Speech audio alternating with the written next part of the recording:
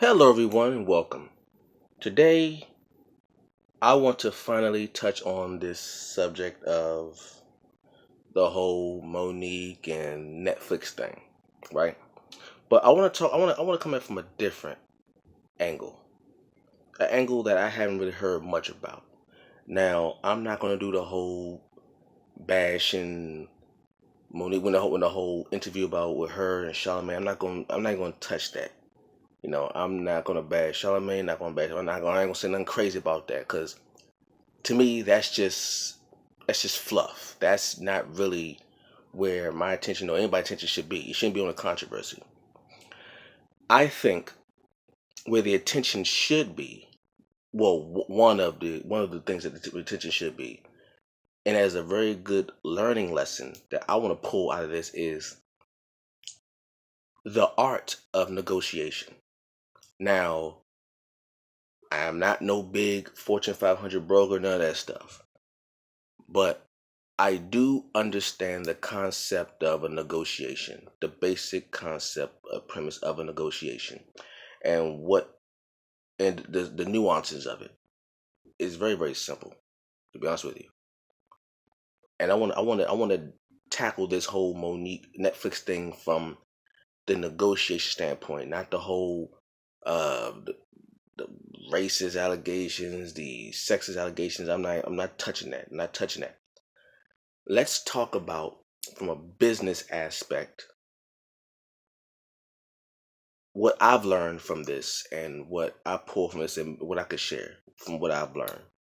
One, what I've always learned, and I've seen this in movies, I've learned from people that I know, is that when it comes to business, the art of business, never, ever, ever show emotion. Never. Now, when it comes to negotiations, it is strictly business. And the problem that a lot of artists have, not just artists as a community, like just like artists in general, the issue that a lot of artists have is that as an artist, I am an artist, I paint, I draw, all that stuff. When it comes to putting your art out for the public and putting your art out for sale, whatever it may be, you do that in the hopes that whomever you are soliciting will treat your art the way you would treat your art. When you create, as an artist, when you create art, you don't just create art. You are physically putting your essence, your spirit, your soul, your blood, sweat, and tears, literally in a lot of cases, into your art. You are putting your life into your art, right? So much so that when you put your life into your art, you can become physically drained and mentally drained by creating this art. Okay. And when you do that, when your art is complete and when your art is done and it is well with you, and you put it out there for the public to see and potentially, patronize, you want that person or that entity to view your work the same way you view your work. The problem is that most likely will never happen because the rules of art are different from the rules of business. When it comes to the rules of art, it is about passion, emotion, feeling. It's mainly subjective. Okay. When it comes to the rules of business, it is tactful, it is tactical, it is strategic, it is quantifiable, it is mathematic.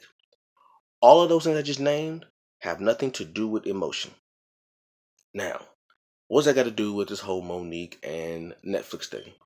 As we all know from in the past, Monique asked for a boycott of Netflix because they offered her she reported a $500,000 deal for a comedy special. And because of that, because of her status, because of her legacy, as she puts it, she feels as if her legacy demands more than $500,000. And to be honest with you, no one disagrees with that. I do believe it is an insult for someone of Monique's stature to be offered $500,000 for a Netflix deal. When, if you put her record up, yes, when she says she's the most decorated comedian of all time, she is. Her resume demands more than $500,000. The problem is, she is talking to a company that does not care about how she feels about her legacy and her work as a comedian, as an actress. Okay? Netflix, at the end of the day, is a business. It is a corporation. And I learned this a long time ago in the 8th grade finance. When I was in Shaw Junior High School, my 8th grade finance teacher told me one simple rule. The first rule of business, I don't care if it's profit or non-profit, the first rule of business is to make money. That is the first rule of business. You have the first rule of preservation. You also have the first rule of business. The first rule of business is to make money by supplying a service. Make money. Well, I don't care if it's profit or non-profit. The first rule of business is to make money. Now, a lot of people believe that that's where it stops, making money. No. There's more rules to this when it comes to business that a lot of people don't talk about. If the first rule of business is to make money, is there a second rule? What's the second rule? Well, from my experience dealing with businesses and just observing on the outside and with my own personal experience, the second rule of business is to spend as little money as possible while at the same time gaining the most profit. Spend the least to gain the most. Okay? So when it comes to negotiations, and this is where communications come in between you as the artist and the corporation. You as the artist and your representatives as an artist and the corporation. How you as an entity, you and your people as an entity, and the corporation as an entity, how two more entities interact with each other. Where there's a means of reciprocity. You want this, I want this. In order for you to get this, I want this. In order for you to get this, in order for me to get this, you want this. It's give and take. It's push pull. Okay? It's push pull until there is a mutual agreement. That is the art of negotiation. I'll give it to you like this. There was a line, if anybody remembers this, remember the song Three Kings with Dr. Dre, Rick Ross, and Jay-Z, right?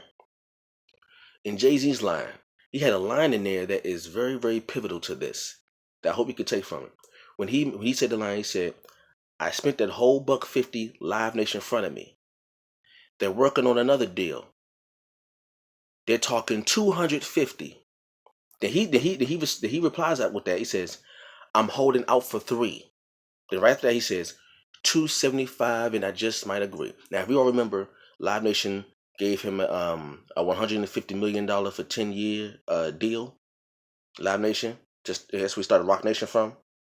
$150 million 10-year deal. Now, once that agreement was done, he was negotiating for $300 million. So he actually wanted double, 150, add on another 150. He wanted a $300 million deal. Right? That's what he wanted. But Live Nation offered him $250 million. Okay? And he didn't want 250. He wanted 300 million. They wanted to give him 250 after that $150 million deal. They met in the middle. 275, and I just might agree. Now, if you pay attention to that line, That was that didn't happen with this whole Monique Netflix thing. They offered her $500 million. She said that reported she wanted something around right around a range of 13.5 to $15 million, because she said, you know how Amy Schumer, Chris Rock, Kevin Hart, they getting these, and Dave Chappelle, they getting these high tens of millions of dollars deal. 60 million with the Dave Chappelle, $60 million. Then said Chris Rock got 50 million for Netflix and all that stuff. So Monique said, okay, Amy Schumer and all that stuff. She said, okay, these comedians are getting this kind of bank. They're getting like this big bank. And she said she thinks herself as a comedian, if my resume is greater than theirs, then surely I see no problem with me asking for at least 15 million, right? No problem with that. I got an Oscar. I got all these different things. Got these awards, these accolades, these nominations for awards as a comedian that these other comedians don't have. So they're getting 60, 50, or that millions of dollars. Surely Netflix can give me, the most accomplished comedian, 15, 20, maybe. I don't know. So she went to Netflix. They tried to, her and her team, her manager, her team, tried to broker a deal. Netflix gave her a $500,000 offer. She felt offended, and I don't blame her for that. She felt offended for that. So she called it. She wanted to boycott because she felt she was slighted. She felt it was an insult to her career that they offered her $500,000. Okay. Now here's the thing. Here's the part where things went left. Even though she felt insulted, and I agree, it was an insult. The mistake I believe was made was that either her or someone on her team should have said, okay, as mad as you are, as mad as we are for this offer, keep your emotions in check, meaning keep it to yourself, because this is business. They know her resume. Netflix, you can Google Monique's resume as a comedian, not even as a serious, just as a comedian alone. You can Google Monique's resume and deal with that, right? Netflix knows her resume. We know. But they, as I said, a business still wants to make money, and they still want to spend the least amount of money for the best product.